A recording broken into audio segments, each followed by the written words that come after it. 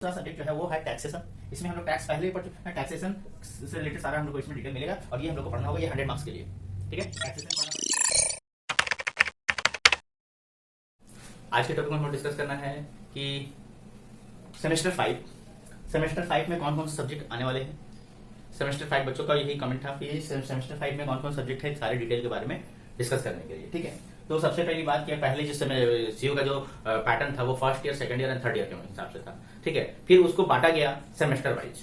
ठीक है, तो फर्स्ट जैसा कि फर्स्ट ईयर, सेकंड ईयर और थर्ड ईयर, तो फर्स्ट ईयर को बांट दिया गया first semester, second semester, second को बांटा गया थर्ड सेमेस्टर, फोर्थ सेमेस्टर और उसको फिफ्थ और सिक्स सेमेस्टर करके बांटा गया।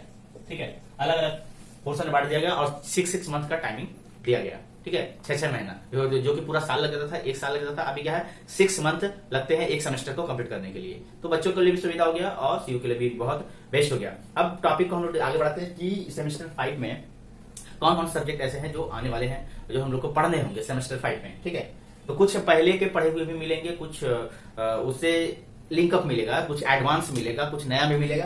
तो सेमेस्टर 5 के बारे में बात करते हैं, अकाउंटिंग का जो पार्ट है उसमें हम लोग कॉर्पोरेट अकाउंटिंग पढ़ना होगा। कॉर्पोरेट अकाउंटिंग जो कि एक तरह से अकाउंटिंग का पार्ट है ना, अकाउंट्स डिपार्टमेंट, यही हमारा का अकाउंट है। ठीक है, तो जो कि 100 मार्क्स का होगा कॉर्पोरेट अकाउंटिंग, है ना, कॉर्पोरेट अकाउंटिंग। नेक्स्ट अगर बात करें हम लोग, तो दूसरा सब्जेक्ट जो है वो है टैक्सेशन। इसमें हम लोग टैक्स पहले ही पढ़ चुके हैं। टैक्सेशन से रिलेटेड सारा हम लोग को इसमें डिटेल मिलेगा और ये हम लोग को पढ़ना होगा, ये 100 मार्क्स के लिए। ठीक है, टैक्सेशन पढ़ना पड़ेगा 100 मार्क्स के लिए।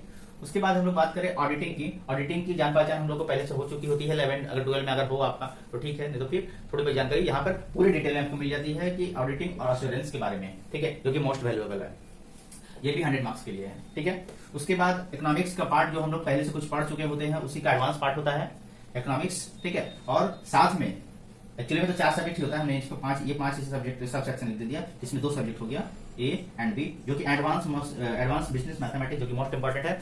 ठीक है, तो इसमें इकोनॉमिक्स जो है ये 50 मार्क्स का होगा और ये भी 50 मार्क्स का होगा, तो 50-50 100 मार्क्स का ये पेपर हो गया दोनों मिला के। ठीक है, इकोनॉमिक्स और एडवांस बिजनेस मैथमेटिक्स। ठीक है, इकोनॉमिक्स और एडवांस बिजनेस मैथमेटिक्स।